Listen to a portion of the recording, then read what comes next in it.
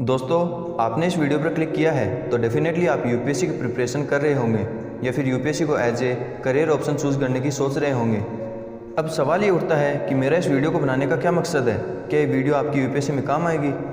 तो मैं आपको बता दूं कि इस वीडियो से कोई भी क्वेश्चन आपके एग्ज़ाम में नहीं आएगा, लेकिन यह वीडियो यूपीएससी एग्ज़ाम के प्रति आपका नज़रिया ज़रूर बदल देगी। अक्सर देखा जाता है कि यूपीएससी की तैयारी से पहले कैंडिडेट्स के मन में कई भ्रम पैदा होते हैं, जैसे यूपीएससी सबसे टफ एग्ज़ाम होती है, इसे केवल स्कूल टॉपर से क्रैक कर पाते हैं, इसके लिए कोचिंग में एडमिशन लेना बहुत ज़रूरी है, एसेट्रा एसेट्रा। ये भ्रम उनकी प्लानिंग को और भी ज़्यादा टफ बना देते हैं। दिमाग के बढ़ते भ्रम सफलता की दर को घटाते हैं। तो जानिए ऐसे ही कुछ भ्रम और उनकी सच्चाई, तो वीडियो में बने रहिए अंत तक।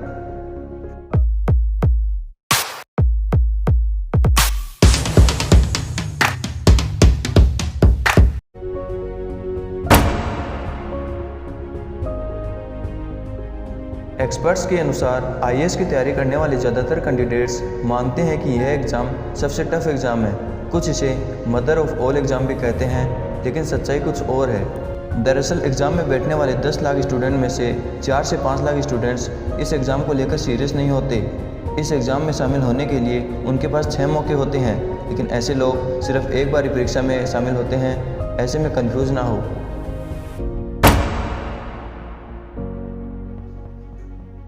यह स्टूडेंट्स के मन का सबसे बड़ा मिसकंसेप्शन है। ज़्यादातर कैंडिडेट्स को लगता है कि स्कूल के टॉपर्स ही इस एग्ज़ाम को क्रैक कर पाते हैं, लेकिन ऐसा बिल्कुल भी नहीं है। अगर आंकड़ों पर नज़र डालेंगे तो यूपीएससी को क्वालिफाई करने वाले कई कैंडिडेट्स काफ़ी पिछड़े वर्गों से जुड़े होते हैं, जिन्हें कभी यूपीएससी की तैयारी की जानकारी भी नहीं थी, लेकिन वे इसे समझते हैं, परीक्षा में सफल होने के लिए दृढ़ संकल्प भी लेते हैं और टॉप भी करते हैं। इसलिए हमेशा याद रखें, इसमें शामिल होने के लिए टॉपर होना ज़रूरी नहीं है।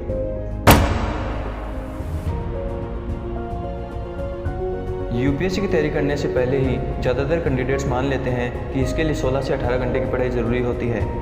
हाँ, पढ़ाई के घंटे महत्वपूर्ण होते हैं, लेकिन यह अलग अलग कैंडिडेट्स पर निर्भर करता है। कई स्टूडेंट्स 16 से 18 घंटे आसानी से पढ़ाई कर लेते हैं, लेकिन वहीं कुछ ऐसे होते हैं जो 6 से 7 घंटे से अधिक समय नहीं बिता पाते। पढ़ाई के घंटे कैंडिडेट्स की सहूलियत पर निर्भर करते हैं, लेकिन एक बात है जो सबसे अहम है, वो है कोई भी कैंडिडेट कितना समय जोश और मन के साथ पढ़ाई को देता है। भले ही वह 16 घंटे ना दे, लेकिन अगर वह बिना ध्यान भटकाए अपनी पढ़ाई कर रहा है और अपनी स्ट्रेटेजी को फॉलो कर पा रहा है, तो यह एक बेहतर तरीका है। इसीलिए एक्सपर्ट्स यूपीएससी की तैयारी करने के लिए टाइम टेबल बनाने की सलाह देते हैं।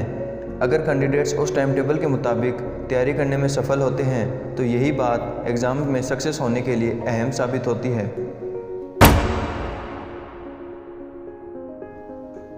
एक्सपर्ट्स का कहना है कि डिजिटल इंडिया के इस दौर में इंटरनेट पर सब कुछ फ्रीली अवेलेबल है।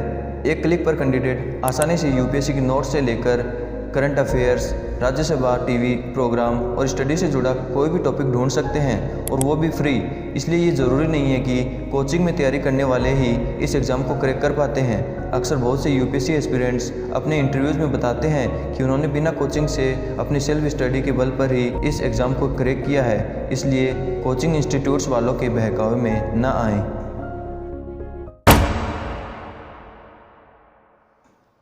एक्सपर्ट्स का कहना है कि इस एग्ज़ाम में सफल होने के लिए कैंडिडेट्स को टॉपिक को रटने से ज़्यादा कंसेप्ट को समझने और सब्जेक्ट की एनालिसिस करने की अंडरस्टैंडिंग होनी चाहिए। इस परीक्षा के ज़रिए यह जाना जाता है कि कैंडिडेट्स की सूझबूझ, सोचने समझने की क्षमता कितनी बेहतर है। इसकी मदद से यह तय होता है कि यह प्रशासनिक पद के लिए कितना उपयुक्त है। इसलिए यूपीएससी को टॉपिक को रटने और उसे एग्ज़ाम में लिखने वाला एग्ज़ाम बिल्कुल ना समझें। यह भी कैंडिडेट्स के लिए बहुत बड़ा मिसकंसेप्शन है कि राइटिंग स्किल्स में सुधार नहीं किया जा सकता। आपके लिए बेहतर यही होगा कि प्रिपरेशन के दौरान अपने क्वेश्चन के आंसर्स लिखने की प्रैक्टिस करें। इससे आपकी मेमोरी बढ़ेगी और कॉन्फिडेंस लेवल भी बढ़ेगा, और साथ ही साथ लिखने की स्पीड बढ़ेगी।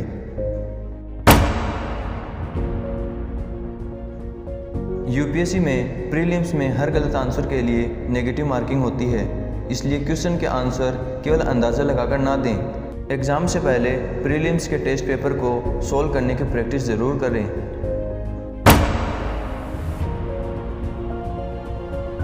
एक्सपर्ट्स की माने तो उनका कहना है कि ज़्यादा से ज़्यादा बुक्स पढ़ने की जगह कैंडिडेट्स को यूपीएससी की बेस्ट बुक से स्टडी करनी चाहिए, उसे ही कई बार रिवाइज करें। इस एग्ज़ाम को क्रैक करने के लिए ज़्यादा बुक्स पढ़ने की बजाय कंसेप्ट को क्लियर करने पर फोकस करें।